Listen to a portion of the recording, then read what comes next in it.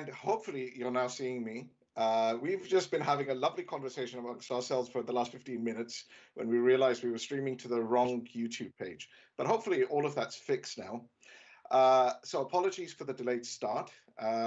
This is the first YouTube live stream we're doing, and so there's clearly a lot of learning opportunity here, and we're going to learn from this and fix this for the next time. But let's get started. In our LinkedIn page, LinkedIn events page for this panel discussion, we have a poll that's currently running talking about this topic around engaging, empowering, and enabling your employees. And I encourage everyone to take a moment to fill out that poll, because we're going to be looking at some of the results later on during this event. I'm your host. My name is Akshay Anand. I'm the product ambassador for ITIL, working here at AXELOS out of London. And joining me today is an absolutely fabulous group of people, possibly the best panel we've put together. Starting in the upper left-hand corner of my screen is Chris Dolphin, who until recently was with Amadeus, which is a company I had not heard of until very recently, but they're a big player in the aviation industry, and I've learned a lot about them since working with Chris. Welcome, Chris. Is there anything you'd like to plug in terms of a Twitter account or a web page or anything that you'd like to share with the audience? At this point in time, not at this time. All right, we'll kind of circle back to that question later. And next we have, sorry, I should have mentioned, this is also a very global audience because I'm here in London. Chris is somewhere in the south of France, I believe. Yes, Nice. Nice, there you go. And Charmaine is the next panelist here. Charmaine joins us from Sydney, I think it was? Brisbane. Brisbane. All right, I wasn't far off. Just about yes, you are. Maybe several hundred kilometers off, not far as global distances go. But Charmaine joins us from Brisbane, and she's been working with Red Hat for many years, and is going to be talking about some of her experiences as well as some of the lessons that she's learned during her time at Red Hat. And last but certainly not least is one of those mythical creatures that you hear whispered in hallowed halls once in a while, an ITIL master. This is actually the latest master that we have qualified to that designation, and that's Katrina Macdermid, also hailing from Australia, and I believe Sydney, I think, or is my geography just way off this morning? No, that's correct, Akshay. And if I may, can I do a plug? Yeah, please go ahead. I'll take Chris's spot. So we're just about to launch our ITIL 4 online training portal, and our vision is to be the best ITIL 4 training portal in the world. So it's great to be part of this global audience that I can share that the launch will be happening soon. And also I have a website, and as you know, Akshay, I also regularly do podcasts as well. And my website is my name, essentially, katrinamacdermid.com. So thank you for the opportunity, and thank you. I'm really looking forward to it. To panel ahead. Thank you. I've been really excited about this. We were meant to do this last month, I think, and then we pushed it to today. So it's been a discussion that's been in the works for a really long time. But before we get started, I'd also like to thank Harry Freeman, our producer, and I just want to check in with you, Harry, that the live stream is going okay before we continue. Excellent. Right, so today, the topic of today's session is employee engagement, employee empowerment. And I thought a good way to start would be to share some with employee engagement, with our personal experiences with happy employees or unhappy employees or disengaged employees, and what that meant to us as customers of that business. I'm going to go in the reverse order of how I introduced everyone. So actually, I'm going to come to you, Katrina, first, just to shake things up a little bit. So an experience of good or bad employee engagement that comes to mind.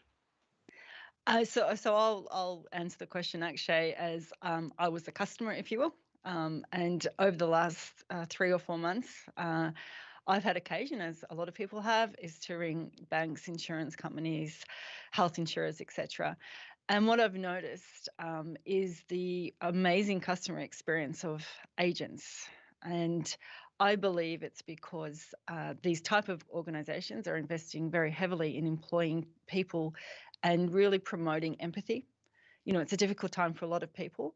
And so I've found that gone are the days where, it's quite abrupt customer service. I find it's now people take time to, speak to you, ensure you've got the resolution. I'm not getting handed off to second level support. I'm really getting the answer up front and with that empathy. And, I did mention, I believe my hypothesis is because they're not hamstrung by service level agreements. It is all about understanding the customer and, as I said, having empathy. Fair point. Charmaine, I'll come to you next. Yeah, I'll also speak from the point of being a customer of some personal experiences recently. And I think empathy, Katrina used that word. So maybe a bad one first, where there was definitely a lack of empathy. And, obviously the person at the other end of the phone, the situation was, a phone wasn't working for my dad, who lives in a nursing home. And during COVID particularly, that's our connection and way of communicating. So it's important, but it wasn't working. And I called the company where I bought it from. That's their specialty. The person at the end of the phone, it's a small company, is one of the owners. But tone of voice, the empathy for the situation, willingness to help just wasn't there. And it was almost like she lacked any sort of enthusiasm or desire to help. And the outcome of that is don't have a phone that works, but certainly will not go back to them and certainly wouldn't recommend them to anyone else. On the flip side, I was at my doctor's recently, and in the waiting room, one of the receptionists had found out that she had a full-time contract, and just her colleagues were congratulating her. We were congratulating her, but you could see this was a really important opportunity for her. She loved working there. She felt valued. She was given a really great opportunity. And when she answered the phone next, it was, she had this excitement in her voice and a willingness to, you could see she would go above and beyond to help this customer. And I think that's the care and empathy part as well of really wanting to be there. And the person at the other end of the phone didn't know the situation, didn't know that this had happened, but obviously would have felt that they got really good service. Excellent. Good lessons to take away from some of that. And certainly not least, Chris, I'll come to you. Any experiences you can share with the audience? Yes, definitely. I mean, what I've seen over the last 2 years, on top of empathy, is also companies are giving agents, the frontline agents, more and more autonomy to act. And I think I benefited from this over the last probably 9 months, where I was making plans for a family vacation. And I contacted this particular carrier and I started to look around. And of course, when you're booking your family vacation or any vacation, you shop for the best price. You shop for the best hotel. You shop for, to get the most out of your deal. And what I experienced was no matter what I did, no matter what question I asked, this agent was willing to go get the information and come back and let me know. And also recommended alternate routes to be able to save on the price, etc. Normally, I would shop around and say, okay, can you hold it for me? And I'll get back to you in a week or something.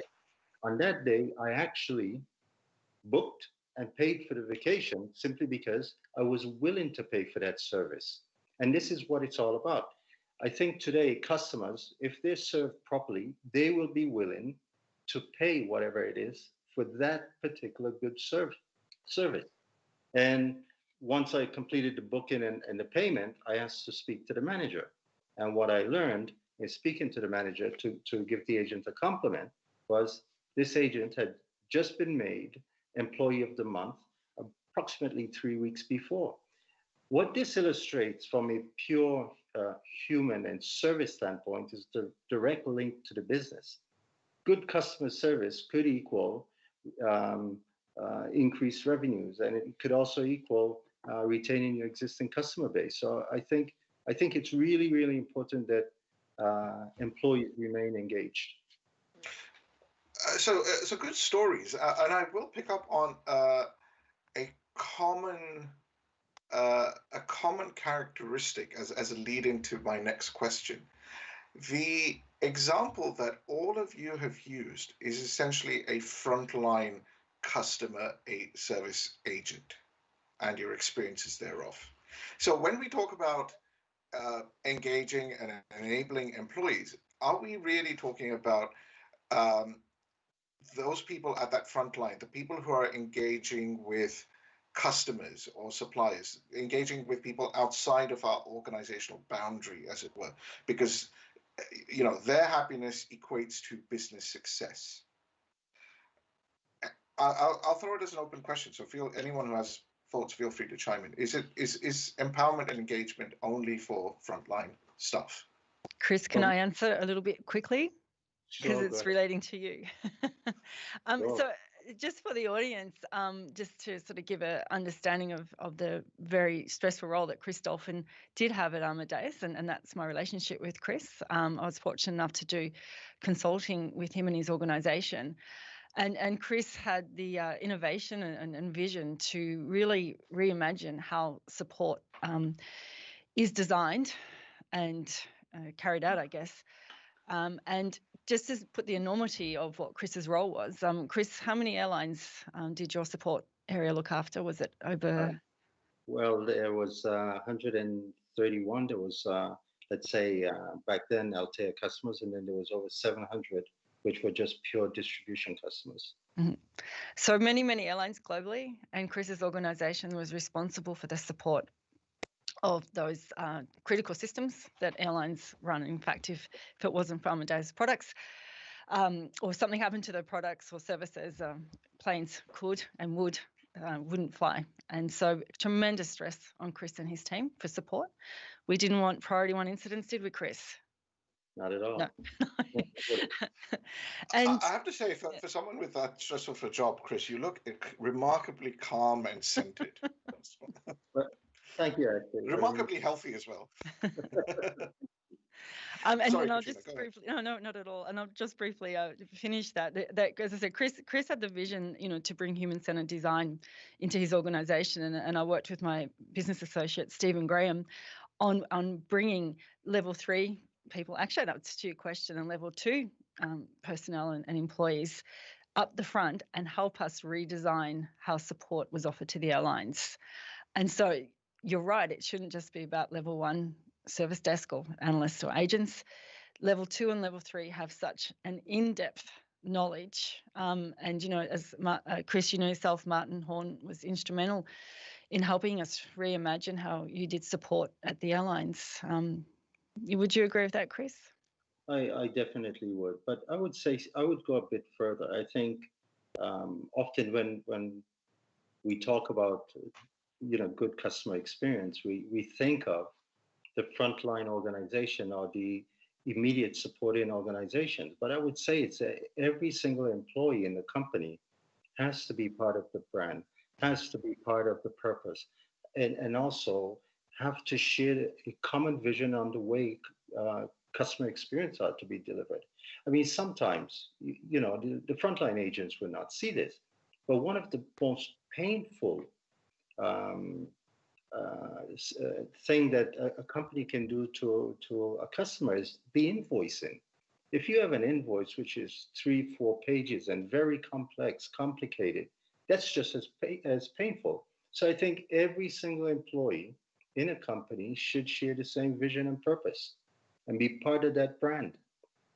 Yeah, so I love that statement. Yeah, every employee is a part of the brand. I love that. Yeah, I mean, I totally agree, because I think, and it's important for employees to really understand too how they impact their customer experience. So even if they're 4 steps removed and they're doing like other roles like engineering, it's important that they're building a product that creates a great customer experience, or other parts of the business, even if it's say financial or operations, they're offering services to departments that are on the front line, but they're impacting overall customer experience and the success of the business. So it's really important for employees, and it's important for people like feel valued, feel the work that they're doing is valuable, and that once they can understand the impact that they have on the customer experience, I think it's key for them feeling engaged and empowered. That's a good point, and I actually want to take a moment to riff on something that Chris said. One of the changes that we introduced in ITIL 4 was to talk about the service desk not as a function, which is what it had been described in ITIL version 3, but we talked about it as an organizational capability, a practice, if you will, whose purpose was to act as that funnel of work into an organization. It was a touch point, or sometimes a single point of contact, if you will. And the reason we did that is because not all work flows through a functional team called a service desk. I mean, Chris, you brought up the really good point of finance, for example. Well, you might be working in finance or working in any other sort of back office function, but you are still dealing with people from outside your team, outside your organization in a different capacity, though. You might not be selling them stuff, you might not be providing them with support if things are going wrong, but you are still, as you rightly pointed out, Chris, you are still part of the overall brand, and you need to act in an appropriate manner.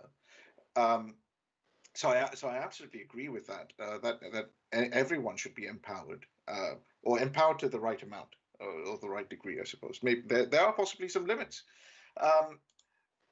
but let's first talk about employee motivation. What makes employees happy? And we had some really interesting examples just now. Charmaine, you were talking about somebody who was offered a full-time gig, for example.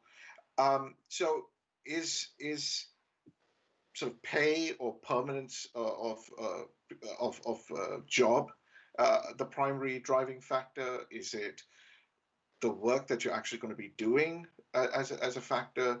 What are people's opinions on this? What is it that motivates employees, or what are the levers essentially that organizations have?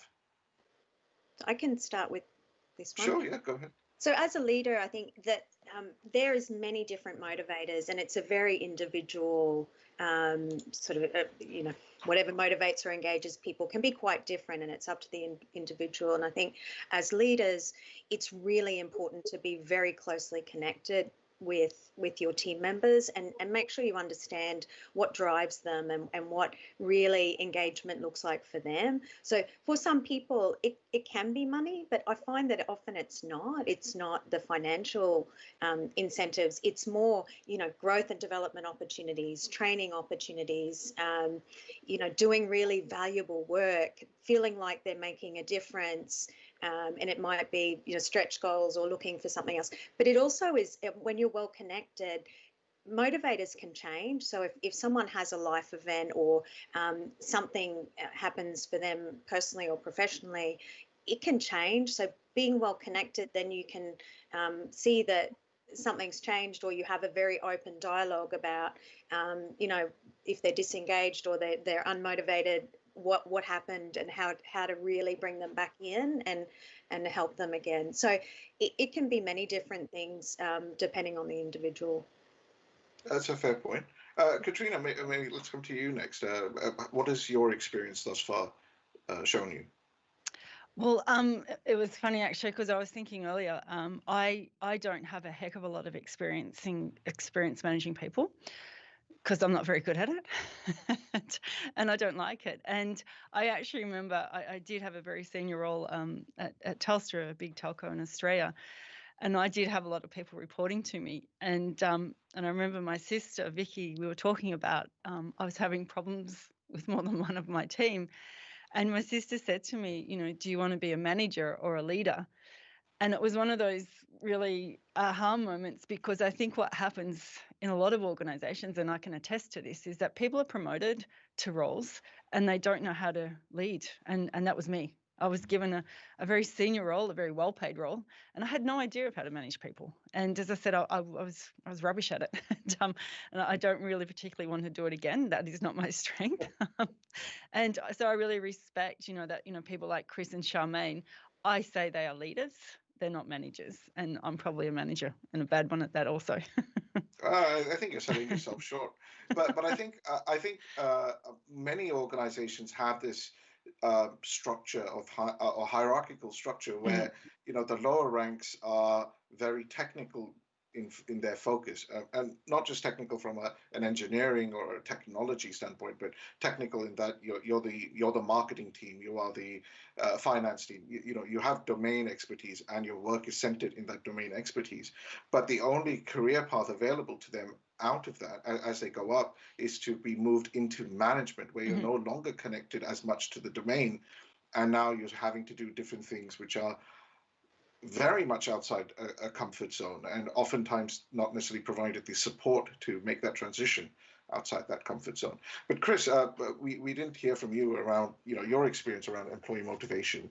What's your opinion on that? My opinion is very I would say simple. I think money is one factor, and I believe that money isn't the main factor. I think what's important is to pay the employee just enough based on their skills and experience to take that discussion or that painful piece out of the picture. Whereas in doing that, it allows you to then focus or to build on that foundation, particularly around something like, giving them the freedom to do what they do best and get out of their way. That's one. And the second one would be helping them understand what they do and how it fits and what value it brings to the organization and to the customer. I think that's also important. It's also important as part of the decision-making process. Whatever you plan to do, you always have to look at the maturity of your organization and whether or not you can move forward. This means involving the staff and sharing with them why and where you're going. Last but not least, everyone, I think, goes to work to do a good job. And I think you have to give them the means to become better at what they do. Allow them to become masters. And I think one of the key points in doing so is to understand where they want to be. This would take away some of the mistakes made by leaders, whereby we sometimes promote very technical people into leadership positions. And you know what? That person may not have ever wanted to be a leader. But then this also says a lot about the organization and whether or not the organization is equipped to allow growth throughout, where that people can see, there's more than just a leadership position. That's a fair point. I'm going to make two plugs, actually, at this point. One is for an article that I wrote on for ITSM.tools, and I think we can put a link to it in the on the LinkedIn event. But if you go to ITSM.tools, I wrote an article called, which I cheekily titled, "The Importance of Being Earnest at Work." In which I talked about how there's the joy of work, but there's also the joy of working. So you need to be able to give people work that they enjoy, but you also need to create conditions, or the environment in which they like to work. And both of them will provide employee happiness. The other plug is actually for something my father told me long time ago, which I sometimes think on, because it also shows how different I am to him. And he said some people live to work and other people work to live. And my father, for those of you who may have met my father, he was very much somebody who lived to work. He was very wrapped up in his work. He defined himself by his work. And that was what motivated him. It was the quality of the work that he was able to do. And I think in so many ways, I am the opposite. I work to live. I have so many interests outside of work that in some ways where I work, the work that I want to do is defined by how I want to live. And I will then find the right sort of jobs that will allow me to thrive in that personal capacity. I mean, one of the reasons I love working at AXELOS is that they just let me be me. For those of you who see me outside of, I normally don't wear ITIL branded shirts, honestly. Most of my shirts are heavy metal or rock concert T-shirts that I've been to. You can see I'm sort of sitting in what used to be my daughter's bedroom until a couple of weeks ago. But the point is, AXELOS lets me be myself. And for me, that is a big thing. That actually empowers me. I feel more confident in myself, but through that, I'm able to do a better job. So let's flip this on our head, on its head. We talked about some of the levers that organizations have, but let's talk about the levers that employees have. So as an employee, if I want to create change in my organization that will ultimately lead to me being more motivated, how might I go about doing that? And Chris, I'll come to you first with this question. I think there's two things here. There's one where, I mean, from personal experience, I wanted to have change in the organization. I wanted change to be constant in the organization. So what I did a few years back was to create a team of employees who were supposed to drive change, tell the organization, tell the leaders what needs to be done. As leaders, we're not very close to what the agents are doing every day. We may think so, but we're not. And I think so. You need to have the upward information, data, and allow them to drive change. They are going to know how to become more efficient than you would. You can set the vision, you can define the strategies, etc. But they know day in and day out what they need to do to change. The second point I would add to this is employees need to own their own career path and what they want to do. I think in today's day and age, employees often look to the leaders to define where they should go. It's a two-way street. I think one enables the other. The leader enables the employee, and the employee enables the leader. And I think this is a very, very important point where employees need to outline exactly where they want to be and how they plan to get there, where they would need the support from the leadership. Fair point. Katrina, an opinion on this? How can employees create change? I think, Akshay, I've been thinking when Chris and Charmaine have been speaking that I think it depends where an employee is in their life. Because to your question earlier, I would have said probably 3 years ago, even sooner, that money was very important to me. People that know me know that. And, it's probably a bit like your father. I worked very hard and, because it was about the money, and now it's not. And I've made a decision. I want to do what I want to do.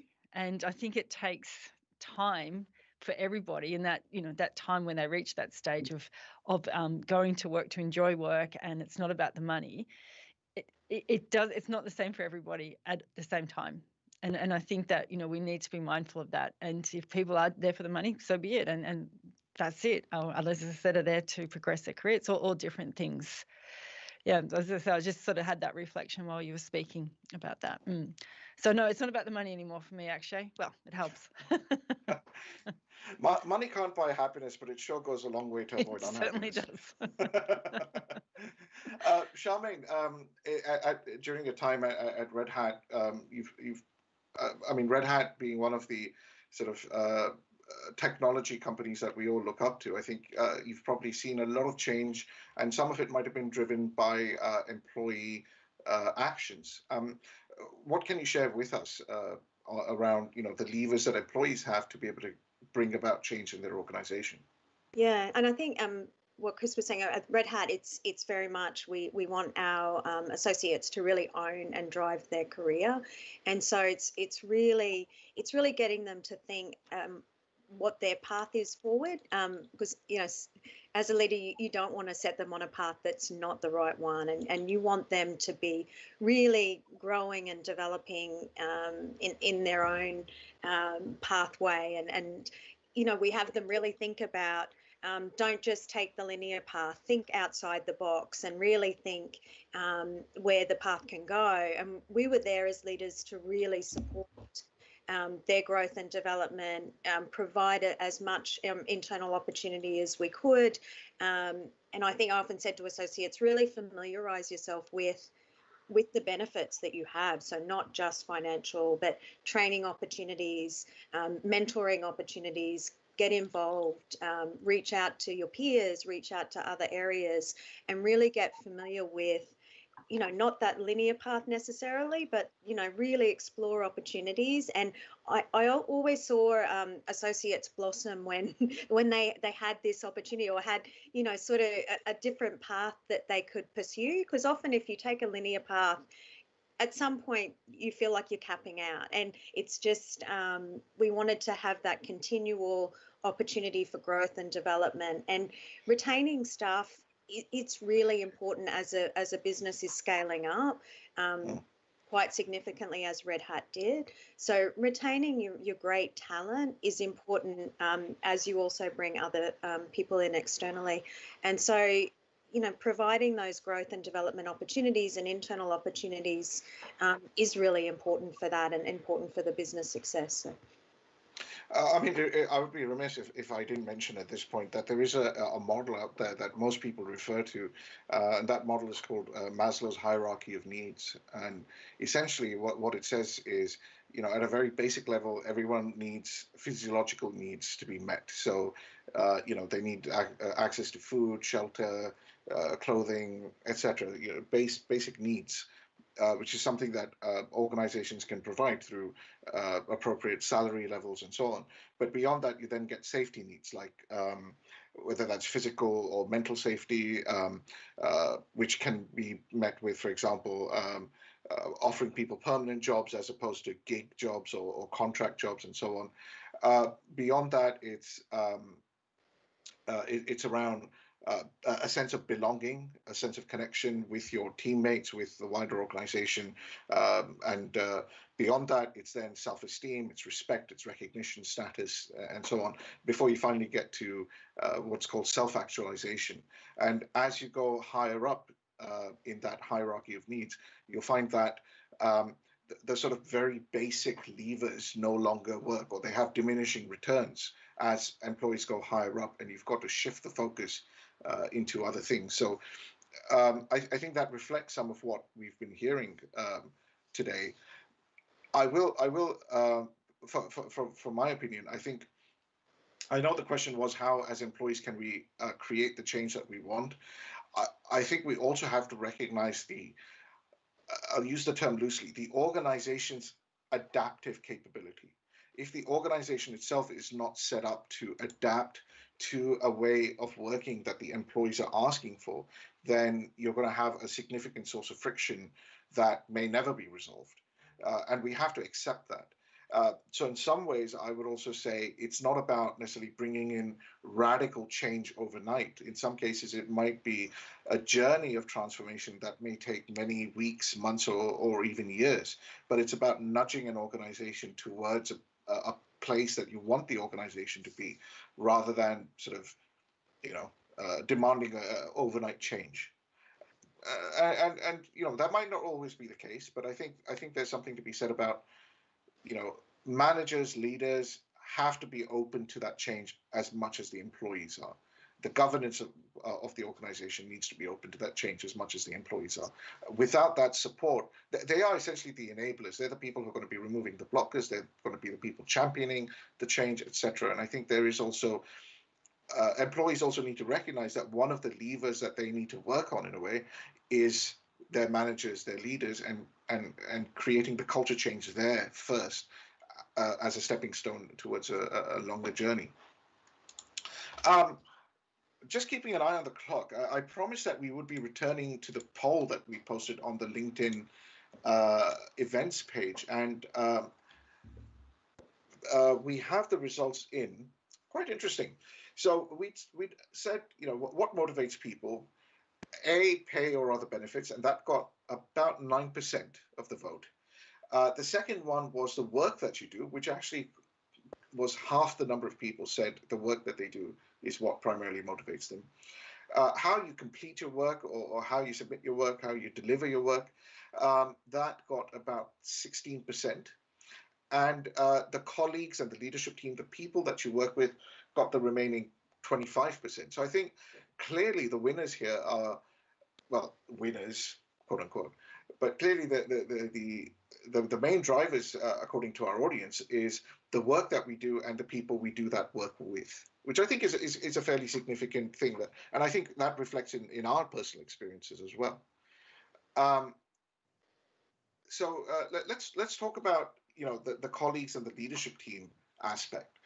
Now, one of the things that we have seen in blogs, opinion pieces, and so on, is how, for example, diversity of thinking is really, really important to organizations. There's a small voice in the back of my head. And so this is about me clarifying a question for myself, but hopefully some of our audience have that same question. But there's a small voice in the back of my head that says, well, wouldn't diversity of thought then lead to a significant amount of friction because certain views are just incompatible? So is there a limit to diversity of thought in our colleagues, in our team members, in our leadership? You know, whether that's incompatible beliefs when it comes to religious aspects, political aspects, social aspects. You know, there are many different ways in which we express diversity. But can that diversity not lead to higher levels of friction? And I'd be very, very interested to see where this debate leads, personally speaking. But I'll go to Charmaine and Chris first, because with all due respect, Katrina, you mentioned that you haven't managed such large teams, but I think Charmaine and Chris have. And I think you've probably seen that diversity leading to both positive and hopefully not, but possibly negative benefits and disbenefits as well. So I'd be very curious about your experience in this. Charmaine, why don't you go first? Yeah. So coming from an open source culture where open communication, I think diversity is crucial when you work in a very open and collaborative work environment, that is, adapting, like you said, but innovative and creative. And it is critical that you have diverse voices. I think where friction comes is if there isn't psychological safety, or it isn't a safe environment for every person to have a voice. So then it's a diverse group that's not inclusive, or the friction comes from somewhere else. So the diversity, it's critical. It's critical for innovation and creativity, with everyone having a voice. I agree with Charmaine. I mean, I've had the opportunity to lead global teams in very different countries, very different cultures. And from experience, what I've seen is in the beginning, it all starts with the leadership. The leaders need to set the framework for how diversity will work or will succeed in his or her organization. And once that's done, you have to encourage it.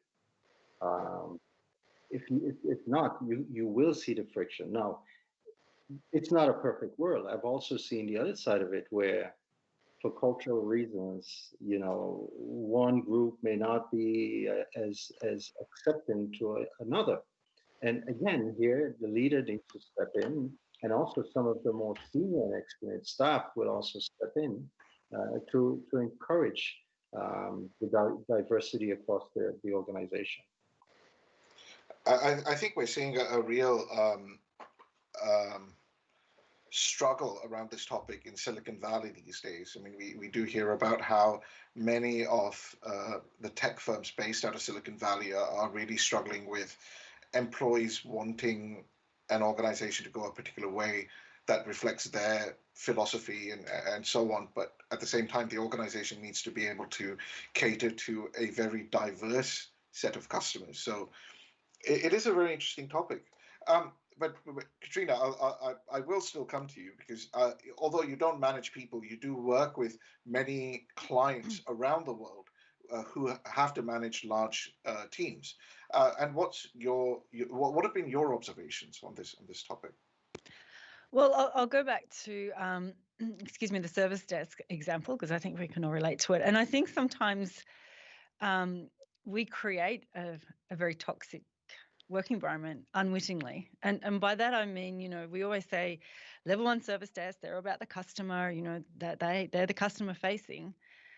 But level 2 and 3 and level 3, they never speak to the customer. The ticket has to go up, but we expect level 3 people to understand the customer's, what their technical solution problem is, but not understand what the customer experience is. And I find that no matter where I am in the world, Akshay, that is as I said, I really do not like the tiered traditional model of a service desk, because it does create, the level 3 people think level 2 people are stupid.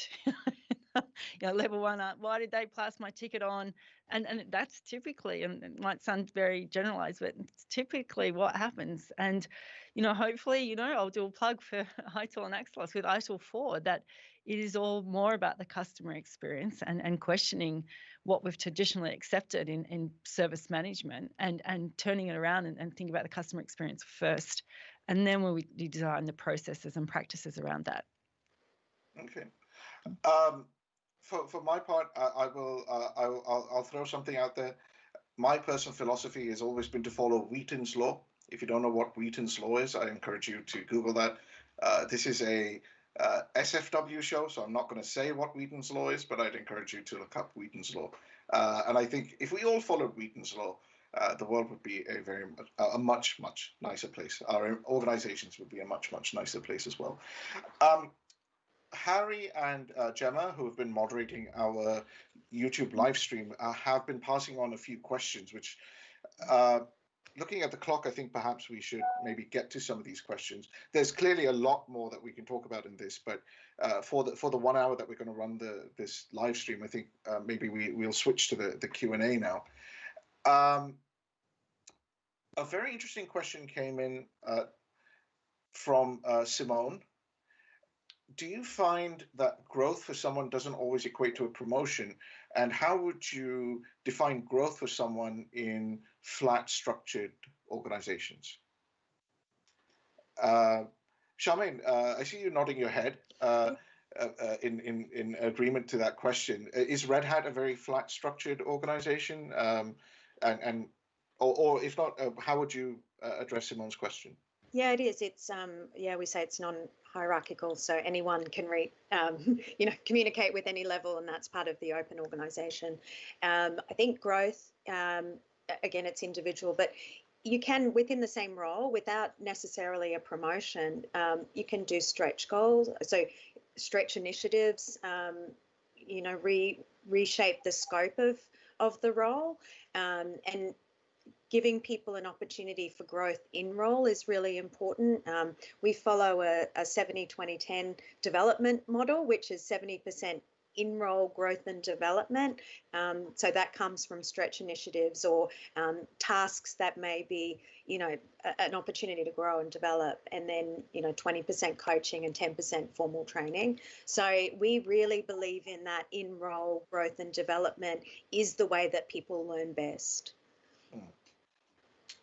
Chris, what's been your experience on employee motivation or career growth and employee motivation? I tend to agree 100% with Charmaine. It's not all about having a new title. It could just be as simple as expanding the current scope of your activity, but also formalizing it. Because there's one thing to say, okay, you have the freedom to do more, but it's also for the employee, it's more rewarding to actually formalize that extended scope and promote it. Let others in the organization know that this person has performed very well and will be taking additional scope. That's a fair point. That's a fair point. I just said one. Yeah, I think that's the part too, is giving space to do it. So you can't just keep adding on. And often, like people that are performing really well, we tend to add more on because they're quite driven, but it's giving space to do it as well successfully, and not so setting them up for success. I'll say one thing. I agree in spirit to what you guys have just said, Charmaine and Chris. In some ways I do disagree with the whole title change position, though. One of the things that I've seen, that I've experienced as an employee, but also as a manager of people, is that as much as we want, no employee is going to stick with our company, from graduation to retirement, shall we say. I mean, maybe that works in certain countries, certain cultures. But for the most part, employees want to also have the freedom to be able to move from company to company. And sometimes showing on a CV or LinkedIn or whatever that they've been customer success specialist for 15 years can be interpreted as this person has not progressed in their career for 15 years, despite them saying, well, this is all the stuff that I did and this is how I grew. Just the fact that a lot of times people just read the headline. And I think there is a case to be made about also perhaps switching titles or showing how someone has grown through the use of those job titles. I will caveat that by saying that people shouldn't be aspiring to be a senior this or a senior that. They should be rewarded appropriately. But it's also important to make sure that they have they are able to showcase outside of the organization that they've also grown in their career. Actually, do you mind if I say something there? Yeah, go ahead. I think rather than your role, it should be what you've achieved. Yes. Yeah. So, when I started my career, I was a receptionist, and then what I achieved, and I think that gives a good indication of how a person progresses. I mean, it's just my opinion rather than what the title is, and that's organic, and it's probably thinking a long way into the future because we do tend to still stick by titles. But I did read that. Look at what people have achieved rather than what the title have. No, that's interesting. Fair point. Let's see. Let's move on to. And actually, if I may again. Go ahead. You look at your achievements. For the 5 years. And I think that's an incredible thing to have on your CV. Oh, absolutely. Yeah. Absolutely. Yeah. But at the same time, I can also show that when I joined AXELOS, my title was product development manager, and I'm leaving with the title of ambassador, and that simple difference will showcase the fact that I grew in my role. I started to do different things. I have the capability of doing different things. So it's more about what that headline signals rather than what the expansive text underneath is saying, because a lot of times people will just scan the headline. So there's a balance to be found, is my hypothesis. Come on, Akshay, you'll leave with the title of chief executive. Mark, if you're hearing that, I'm not gunning for your job. Okay. There's another point here when you talked about job titles and so forth, but I think companies today are more looking for not the job title, but what you've achieved, but also whether you're a good cultural match for that company that you're looking to join. So I think that, having a good cultural fit between the potential employee and what they've said or achieved is very important as well. I don't disagree. Trust me, I don't disagree. Moving on to another question, we've got an interesting one from Roman. I'm not sure how to pronounce that. What is your experience in polling employees on how they identify with the vision, mission, strategy of the company, and if all of them have the same understanding of these things? And again, I think, Charmaine and Chris, I'll come to you first, as you've worked with large numbers of people distributed around the world. Is a frequent polling of your employees, a frequent scanning of your employee base, something that you've found as good experience, good practice? Yes, I mean, I know from Amadeus, they poll the employees either once a year or sometimes once a quarter, depending on where they are with employee engagement. I think it tells a lot. It also says a lot about the employee, but it also ensures that the leaders are held accountable for the engagement of the employees. So I think it's very important to do it. Now, to make sure that every employee understands or can, let's say, map themselves against the vision, mission of the company, that's something that has to be done differently. I think that has to be done more from a leadership meeting standpoint, and making sure that the leader can help the agent or the employee identify where they contribute to the mission and vision of the company. Fair point. Yeah. So similarly, we do associate surveys, and that's the questioning is around how their understanding of the strategy, but also how they feel their work impacts the strategy. And I think it's in part of associate engagement and having employees feel engaged and enabled is understanding their work and the impact they make to the strategy. So it's really important, but it's really challenging when you have an organization that's scaling significantly. You're bringing in a lot of people externally.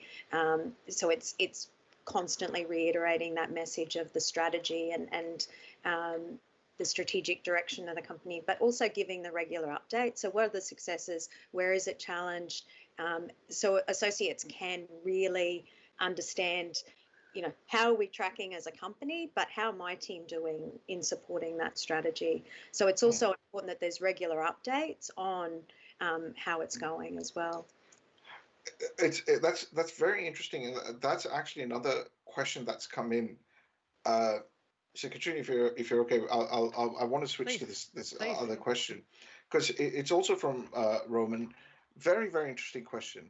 How would you manage performance hotspots, quote unquote, which actually degrade overall performance as they create more work for other parts of the chain, or they're essentially performing, or essentially create, to use a theory of constraints term, you may have over-optimized a link in your chain, and you now have local optimization, which is actually leading to an overall degradation of performance for the whole organization. So yes, we want people to understand how their work contributes to the overall success of the organization, but how do you also then manage overperformance?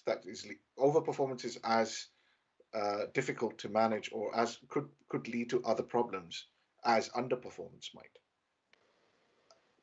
Does that make sense? I see a few worried faces. I'll give you a very simple factory example. If a particular station is producing too many widgets faster than the logistics can actually ship them out, you're creating problems for the organization.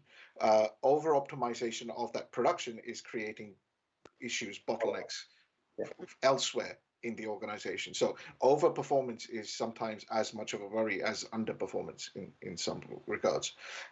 Katrina, I'll come to you first with this question. Is this something that you've seen in your clients, where you have teams which are highly motivated, etc., but may feel held back by the rest of the organization's capacity to be able to take in that work? I don't think I could relate it to like a factory of producing something. It's probably going back to what Charmaine was saying earlier, and we spoke about this in our pre-meeting. How do you handle a difficult situation? And this might be one of them. And I think it's that, not feeling empowered and not having that connection between teams is more of what I've seen, rather than the overproduction of something. To be honest, I can't really think of it in an environment of overproduction. Can you, Chris, in a service management, someone's doing too much and it's impacting downstream, upstream? I think I've seen this before, where sales were selling faster than what could be delivered. Yeah. That did come to mind, yeah. And it's not a very easy situation to manage. I think my recommendation would be to look at the end-to-end chain and see really where the problem is, and see what the problem is. Sometimes the problem could just be as simple as lack of understanding of the KPIs, what needs to be done by when. And often when you see something like this, it's more than one hotspot. It could be 2 or 3. But then you have to bring everyone back to the table and go through the operating level of agreement and the KPIs across the chain, and address it from that point of view.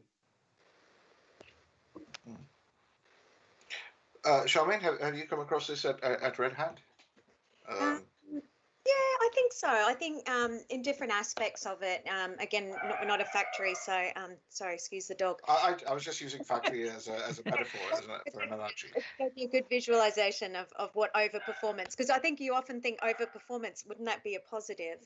And I think it's making sure the organisation isn't siloed, and you have to have those strong partnerships. You have to have the idea of one team. You have to have everyone understanding what their part is in the overall journey of the customer.